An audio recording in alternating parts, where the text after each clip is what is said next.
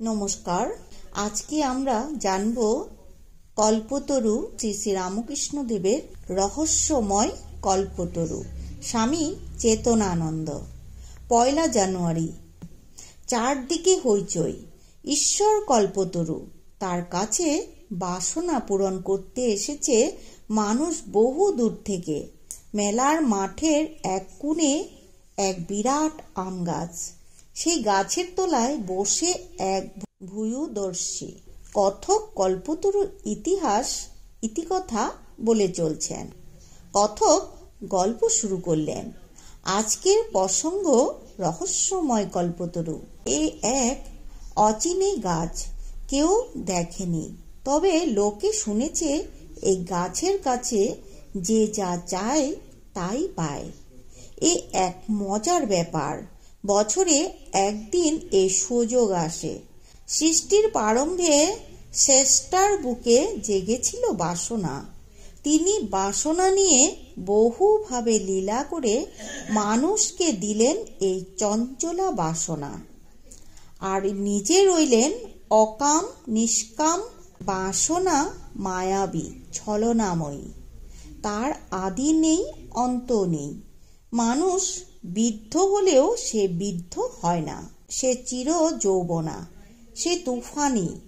সে মানব মনে তুফান তুলে হেলে দুলে নাচতে ভালোবাসে। বাসনা মদিরা পান করে মানুষ কেবল বলে, দাও আরো দাও, রূপ যৌবন দাও, টাকা কড়ি দাও, বাড়ি গাড়ি দাও, ভোগ্য বস্তু দাও, নিরূপ শরীর দাও, মনোরমা ভাজ্যা দাও, রূপবান স্বামী দাও, সুখ দাও, সন্তান দাও। বাসনার ফর্দ নিয়ে মানুষ যায় মন্দিরে। মন্দিরের পাথরে মেঝেতে দুম দাম মাথা ঠুকানো শব্দ হচ্ছে। ওসব চণ্ডীর নীরব মন্ত্র। রূপং দেহি, জয়ং দেহি, যশো দেহি, দিশু জহি। এই কথা বলে কথক গল্পরতা আধুনিকার দিকে তাকিয়ে একটু কটাক্ষ করলেন।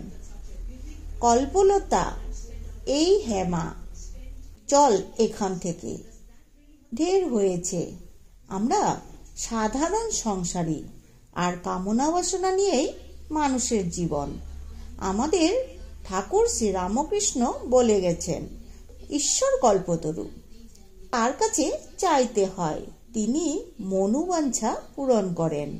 তার কাছে চাইব ছাড়া কি বামনপুরার লোকের কাছে চাইব? চল ওই প্যান্ডেলে গিয়ে একটু কীর্তন শুনি।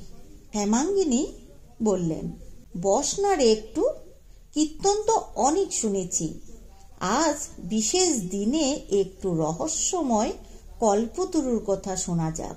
তো কথক এবার একথা ঠিক শ্রী রামকৃষ্ণ আশ্বাস দিয়ে বলেছেন। ভগবান কান খড়কে সব শুনেন। তার কাছে যে যা আন্তরিক প্রার্থনা করে সে তা পায়। আবার সাবধান করে দিয়েছেন, কল্পতরুর কাছে যা তা চাইলে বিপদে পড়তে পারে।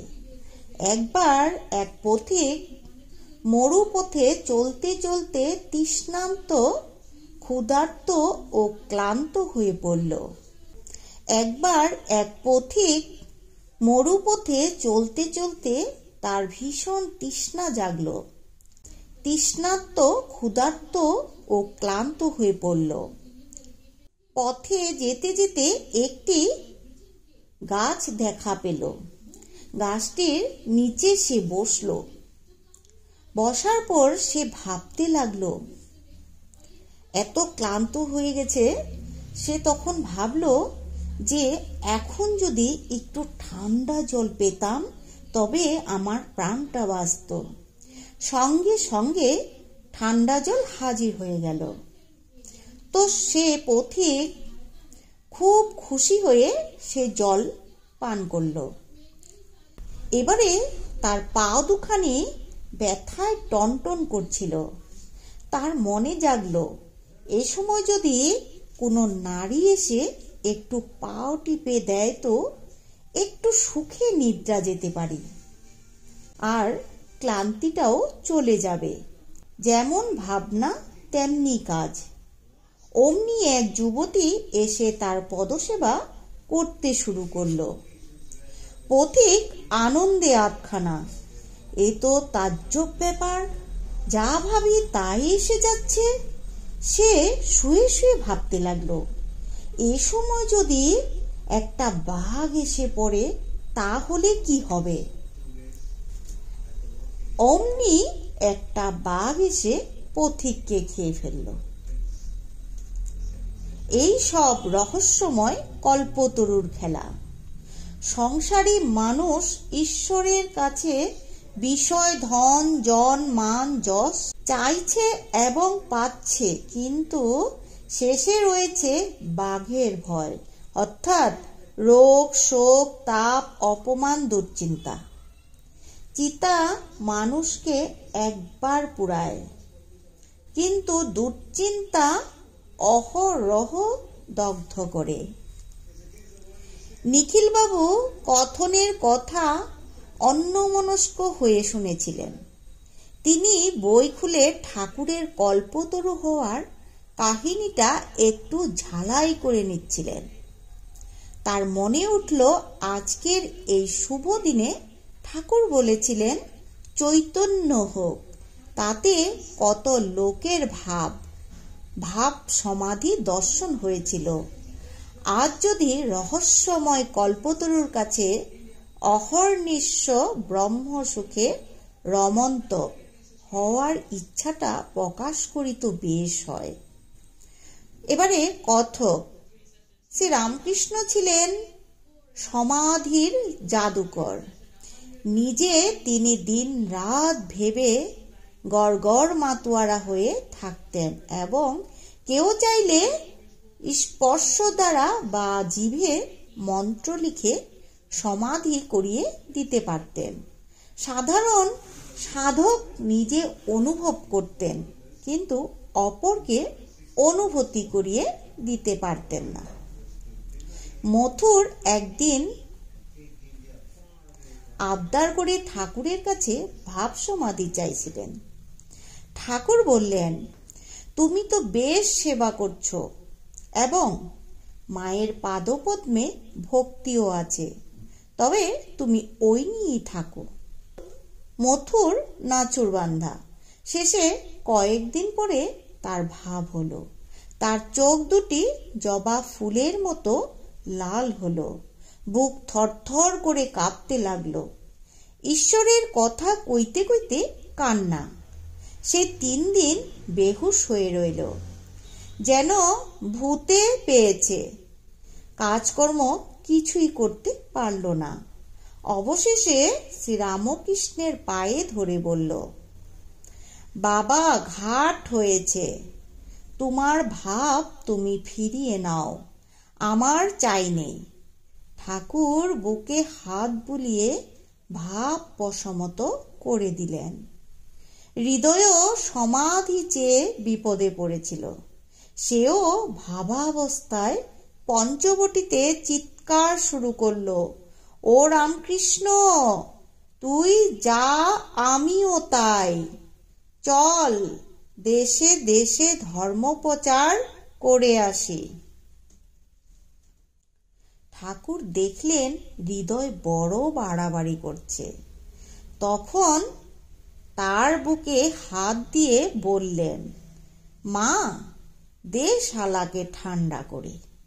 হৃদয় চুপ হয়ে গেল। আর একবার একটি ভক্তের জিভে ঠাকুর কি লিখে দেন। সে ভাবস্থ হয়ে মাতালের মতো মা মা করতে থাকে। ঠাকুর তাকে লোক দিয়ে বাড়িতে পৌঁছে দেন। তার বউ তো ক্ষেপে আগুন। ওগো, কাদের সঙ্গে মদ খেয়ে মতিচ্ছন্ন হয়ে এসেছ? মাতাল কথা বলে না। ওগো, একে ঔষধ গুণ করেছে গো, খেতে দিলেও খায় না, কি হবে গো? ছেলেপুলে নিয়ে আমি কি করব গো? খবর নিয়ে মহিলা জানল এই কীর্তি দক্ষিণেশ্বরের পরমহংসের। অমনি সে কোমরে কাপড় জড়িয়ে একজন সঙ্গী নিয়ে ছুটল দক্ষিণেশ্বরে। কই গো, পরমহংস কোথায়? বলে সে ঠাকুরের কাছে হাজির।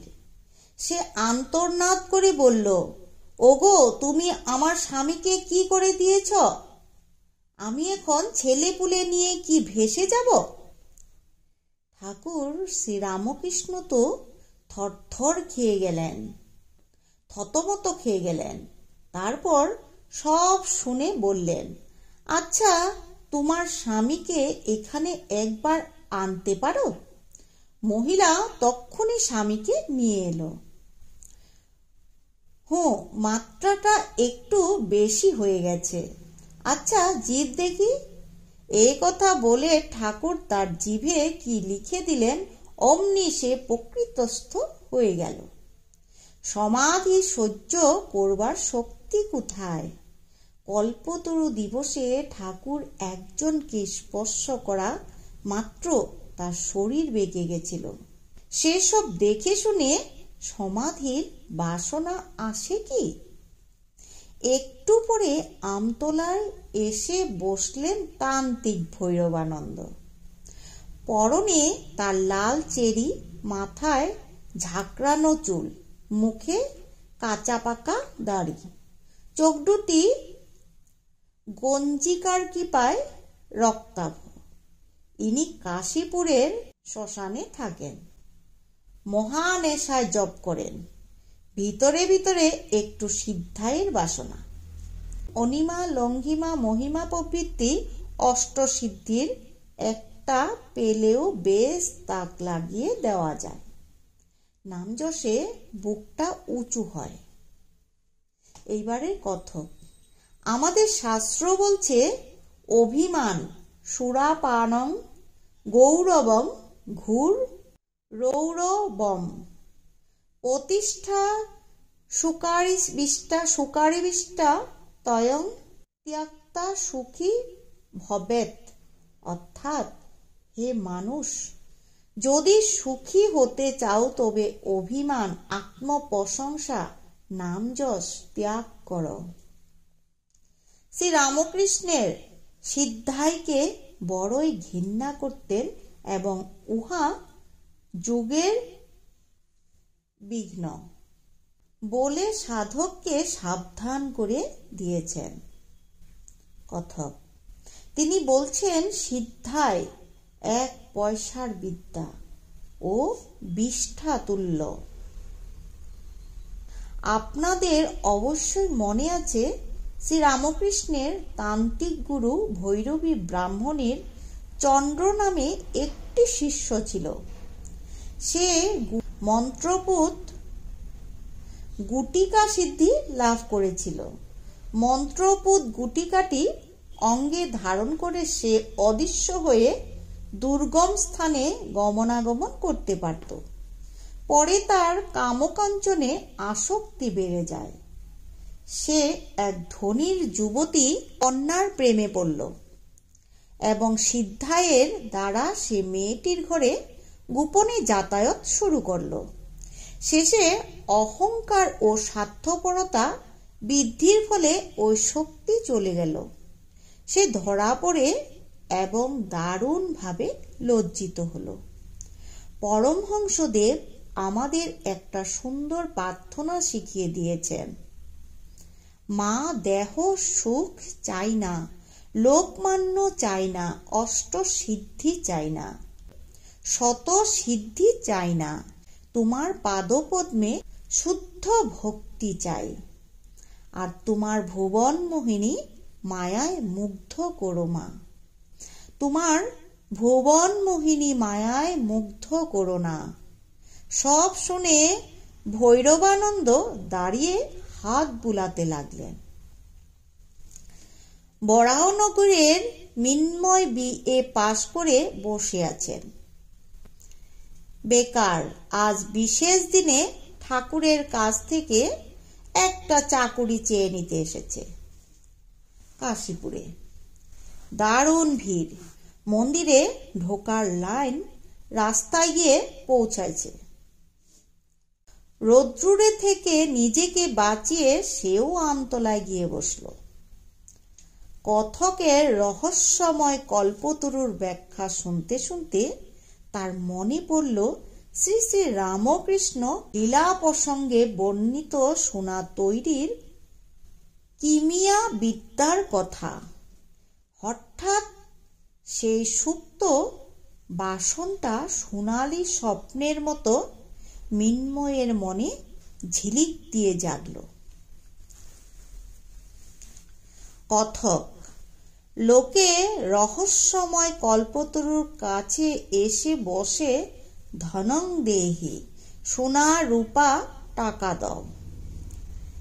লীলা প্রসঙ্গ পড়ে পাঠকের মনে জাগে শ্রী রামকৃষ্ণের গুরু তোতাপুরী কিমিয়া বিদ্যা জানতেন, যার দ্বারা তিনি সোনা তৈরি করতে পারতেন। তোতা শ্রী রামকৃষ্ণকে ওই বিদ্যাটা শিখিয়েছিলেন কিনা জানা নেই, তবে তিনি একবার তার ভাইপো রামলালকে বলেছিলেন, ওরে, যদি জানতুম জগৎটা সত্যি, তবে তোদের কামার পুকুরকে সোনা দিয়ে মুড়ে দিয়ে যেতাম। লোভী মানব মনে ইচ্ছা জাগে, ঠাকুরের কাছ থেকে যদি সোনা তৈরির ফিকিরিটা জানা থাকতো, তাহলে দিব্য রাতারাতি ধনী হয়ে যাওয়া যেত। সংসারের অভাব অনাটন চিরদিনের মতো চলে যেত। এই প্রসঙ্গে গ্রিক দেশের একটা প্রাচীন উপকথা মনে পড়ল। মিডাস নামে একজন স্বর্ণলোভী ব্যক্তি ছিল। তার দৃঢ় বিশ্বাস হয়েছিল ধন দৌলতে আনন্দের উৎস। সে দিবানিশি সোনার সন্ধানে ঘুরত, সোনার স্বপ্নও দেখত, সোনার সঞ্চয়ও করত। তার মন সোনার ধ্যানে এত তন্ময় হয়ে গেছিল যে বিত্ত দেবতা তার সামনে আবির্ভূত হয়ে বর দিতে চাইলেন। মিদাস বলল, প্রভু, এই বরদিন আমি যা ছুব তা যেন সোনা হয়ে যায়। তথাস্তু বলে দেবতা অন্তর্হিত হলেন। তারপর দিন সকালে মিডাস আনন্দে ঘুম থেকে উঠে প্রথমে টুথব্রাশ দিয়ে দাঁত মাজতে গেল। স্পর্শ মাত্রই ব্রাশ সোনা হয়ে গেল। মুখ ধোয়া হলো না। মেডাস তো আনন্দে আত্মহারা। সে ঘরের যাবতীয় বস্তু ছুঁতে লাগলো এবং সমস্ত কিছুই সোনা হয়ে গেল। তারপর মেডাস ব্রেকফাস্ট খেতে গেল।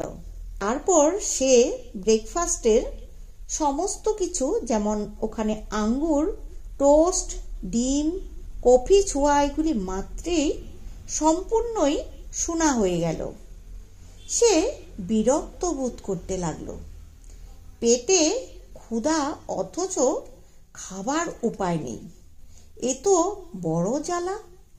সে ভাবল, একটু বাগানে বেড়ানো যাক। শিশির স্থানত গোলাপের পাপড়িগুলির উপর হাত বুলাতেই সেগুলোও সোনা হয়ে গেল। ফুলগুলির গন্ধ এবং সৌন্দর্য হারালো। সে গভীর চিন্তায় মগ্ন হয়ে পায়চারি করতে লাগলো। এমন সময় তার ছোট্ট মেয়েটি আনন্দে ছুটতে ছুটতে তার কাছে এলো। কন্যা স্নেহে আত্মভোলা হয়ে যেই সে দু হাতে তাকে কুলে তুলে নিল, অমনি মেয়েটি প্রাণহীন সোনা হয়ে গেল। ওহ, আর না!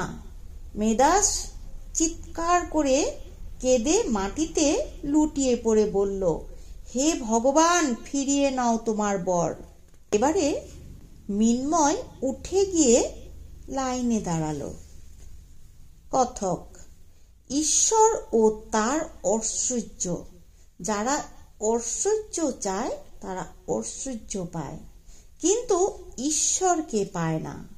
আর যারা ঈশ্বরকে চায় তারা ঈশ্বরকে পায় এবং ঈশ্বরও কল্পতরু হয়ে তাদের যা প্রয়োজন জুটিয়ে দেন। ভগবান কৃষ্ণ বলছেন গীতাতে, যো ক্ষেমং বহাম্যহম। বিষয় মুগ্ধ মানুষকে রহস্যপ্রিয় শ্রীরামকৃষ্ণ মরা মন্ত্র জপ করতে বলছেন। ম অর্থাৎ ঈশ্বর, তারপর রা অর্থাৎ জগৎ, তার ঐশ্বর্য। কি করলে মরা মন্ত্রে সিদ্ধি লাভ হবে? রসিক শ্রীরামকৃষ্ণ উপায় বলে দিয়েছেন। শো করে স্তব করেই হোক, দারবানের ধাক্কা খেয়ে হোক, কোনো মতে বাড়ির ভিতরে ঢুকে যদি যদু মল্লিকের সঙ্গে আলাপ করতে হয়, আর যদি টাকা করে সৌন্দর্যের খবর জানতে ইচ্ছা হয়, তখন যদু মল্লিককে জিজ্ঞাসা করলেই হয়ে যাবে, খুব সহজেই হয়ে যাবে। আবার বাবুর সঙ্গে দেখা হলে আমলারা ও মানে। ঠাকুর জানতেন জগতের অধিকাংশ মানুষ অর্থের দাস, ধনের কাঙ্গাল। তাই তিনি ওই অর্থ লোভীদের সামনে তার প্রিয় ভক্ত কলকাতার কোটিপতি যদু মল্লিকের উপমা দিলেন। ক্রমে সন্ধ্যা ঘনিয়ে এলো। কথক বাসনার জালে বদ্ধ মানুষদের একটা হিন্দি দোহা বলে কথা শেষ করলেন। চাহি চামারি তুহি সব নীচ, উনকো নীচ, ইনে তো পুরন ব্রহ্ম থা জব তো নেহি হোতি বীচ। অর্থাৎ, হে বাসনা, তুই চামারনি, তুই অস্পৃশ্য নীচ। আমি ছিলুম পূর্ণ ব্রহ্ম, কিন্তু তোর সংস্পর্শে এসে আমার এই অধোগতি। অদূরে এক উদাসী সাধু কথকের কল্পতরুর রহস্য কথা শুনেছিল। তার মনেও আজ দ্বিধা। কি চাইব? যে শান্তির জন্য সে ঘুরছে আখড়ায় আখড়ায়, মঠে আশ্রমে, উত্তরাখণ্ডের জঙ্গলি পাহাড়ে, তার মনে পড়ল জীবনের প্রারম্ভে এক জিজ্ঞাসা করেছিল এক বৃদ্ধ সাধুকে, সাধুজি, ঘর বাড়ি ছাড়লুম, কিন্তু কিছুই তো হলো না। বৃদ্ধ সাধু: বাবা, তুমি কল্পতরুর নিচে এসেছ। ওই বৃক্ষে অজস্র ফল ঝুলছে, গাছে দারুণ ঝাঁকুনি লাগাও। একদিন না একদিন ওই ফল পড়বেই পড়বে। তবে যদি ওই ফল এখনই চাও, তবে shake the tree, shake the tree, অর্থাৎ গাছে দারুণ ঝাঁকুনি লাগাও। তীব্র পুরস্কার প্রয়োগ করলে মুক্তিরূপ ফল পাওয়া যায়। সন্ধ্যার দ্বীপ নেমেছে, আরতির ঘণ্টা বাজছে। আম গাছের নিচে দাঁড়িয়ে উদাসী সাধু ভাবছে ঠাকুরের কথা। তুমি বাগানে আম খেতে এসেছ, আম খেয়ে যাও। কতদিন চলে গেছে, এখনো অমৃত ফলের পসরা সাজিয়ে বসে আছেন সেই রহস্যময় কল্পতরু শ্রী রামকৃষ্ণদেব। জয় শ্রী শ্রী রহস্যময়ী কল্পতরুর জয়।